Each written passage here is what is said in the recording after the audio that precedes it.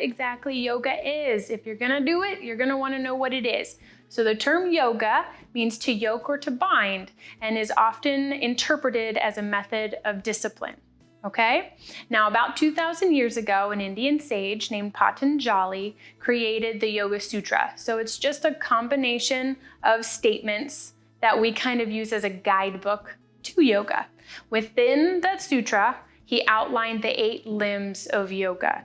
Now, we kind of in the Western world really only focus on the 3rd one, which is the asana, which are the poses and the movements and strengthening your body so that you can, back then it was so that you can maintain long hours of meditation. None of us are really doing long hours of meditation. We really just use it to keep ourselves healthy and keep ourselves sane. In my world, it's really the sane part that's important. But that's kind of where we are. We focus on the asanas, number 3. All right, so the second most important thing that you really want to focus on before starting a yoga practice is, okay, what do I need? What do I need to have a yoga practice? And that's the best thing. You don't really need very much. You need your body, you need your mind, and probably a positive attitude or a little curiosity. Never hurt anybody. A piece of floor always helps, somewhere to actually practice the yoga, but those are really the only things that you need to have a practice, to have a good practice. Some things on top of it that you can have: comfortable clothes. Nothing too baggy, because if it's a baggy shirt, if you're in some of the postures where you're more in an inverted state, it could kind of come up in front of your face or block the movement in your shoulders, and it just kind of gets annoying.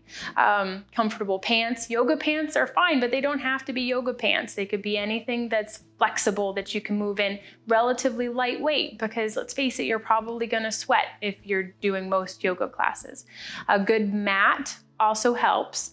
Now, if you're just starting, you really don't need to invest in a mat yet. Most yoga studios have ones that you can borrow. Not even rent, you can usually borrow them. Just clean them before and after, just to be polite. But if you are gonna go out and get a yoga mat and you don't wanna spend a ton of money, there are plenty of good brands out there. You just wanna make sure that check out the mat first. Make sure there's a decent enough thickness so that it's more gentle on your knees, on your ankles, and things like that. Give some support to your wrists. And you want to make sure that the surface of the mat isn't too slippery, because when you get sweaty, you're gonna slip and slide, and you want to make sure that you have a mat that kind of helps keep you in place. Yoga towel, or just a towel in general, doesn't hurt either. If you do get sweaty, you can kind of wipe it off a little bit, and also in some of those more power yoga or hot yoga classes, you can put the towel down on your mat, and it helps with that slipping and sliding that I just talked about. All right, number 3, third thing to focus on: what type of yoga class should I go to? If you look online at a studio schedule, you'll see tons of different kinds, usually like vinyasa, hatha, maybe even ashtanga, power, hot yoga, lots of different types. What I always recommend for beginners is go to a low-level class. So beginner, gentle flow, because all of these movements, all of these postures are going to be very new to you. You don't want to get thrown into a high-level class and be unsure of transitions and end up in a position where you're going to hurt yourself. Okay, even if you're coming from a fitness background, if all these things are new, you can still end up with an injury. So start with a low-level flow class, and then you can work up from there. So I generally recommend either a vinyasa or a hatha class, not a power yoga, not a hot yoga. I probably wouldn't even recommend ashtanga yoga, because that's very rigid, and we slowly move into that kind of thing. So either hatha or vinyasa, nice gentle flow class. And I also always recommend to go up to the instructor and speak to them prior to the class, just to let them know that you're new, and then that'll allow them to kind of come over and watch you a little bit more, provide a little bit more instruction and modifications for different postures and poses.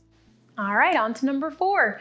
So this one is about whether with an injury or after surgery, whether yoga is right for you. In most cases, yes, yoga is wonderful for you. If you're looking after surgery, just make sure that you've cleared it with your surgeon and you don't have any restrictions or precautions that would lead to a possible injury or something like that. So just make sure that you've cleared it with your surgeon. But in most cases, yoga is amazing because it's, as long as you choose the right classes, like we talked about in number 3, yoga can be very gentle on the body. It can improve range of motion. It can improve tone and strength. And it helps kind of with the breath and helps with mind and everything like that. So if you're dealing with an injury or pain, it can really help your outlook on that. Just make sure, again, like I kind of touched on number 3, speak with the instructor prior to class. And along with that, make sure you go to a studio. If you're dealing with an injury or after surgery and you're trying to start yoga, do not do it online. Online is great. YouTube is amazing. There are so many good classes on there, but that is for people who have done yoga previously, who kind of know what they're doing and don't need the instruction. If you're dealing with an injury, if you're dealing it with after surgery, and if this is your first time doing yoga, go to a studio, speak with the instructor beforehand, and tell them what you're dealing with, because they'll pay extra close attention to you, make sure to give you modifications so that you don't further injure yourself. And they'll even help you along, giving you modifications that can help you improve the injury that you're dealing with. All right, number 5, how often should I practice yoga? I usually recommend 2 to 3 times a week. Okay, 2 to 3 times a week for about maybe 45 minutes to an hour. Now, if you're really coming into yoga not really having practiced very much fitness before, not just yoga, but fitness in general, and your endurance isn't quite there, 20 to 30 minutes, 2 to 3 times a week is perfectly fine as well, because that's what's right for you. It is really important that you honor your body and that you listen to your body. Pain isn't normal, so we really don't want to induce pain. So if 3 times a week is too much, then stick with 2. If 45 minutes to an hour is too much, then stick with 20 to 30. Modify it based on what feels right for you. We don't want to cause pain. Okay, number 6. Do you have to be flexible to practice yoga? Absolutely not.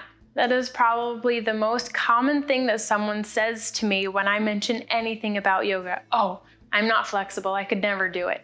Yes, you could. Thinking that you have to be flexible in order to start a yoga practice is thinking like you have to know how to swim before you start swim lessons. That's what the swim lessons are for, to teach you how to swim. And that's what a yoga practice is for. It's for other things as well, but it's also to help improve your flexibility and the way your body bends and moves and coordinates movements together. It's all about that, and it helps promote that flexibility that is so beneficial to us. So no, you do not have to be flexible to start. The yoga will help improve the flexibility. So there you have it, my 6 things that are beneficial to know when trying to start a yoga practice. If you want more information, if you go to my website, enlightphysicaltherapy.com, I do have a blog on all of this with some more information. And I really hope that you found this beneficial, and we'll see you next time.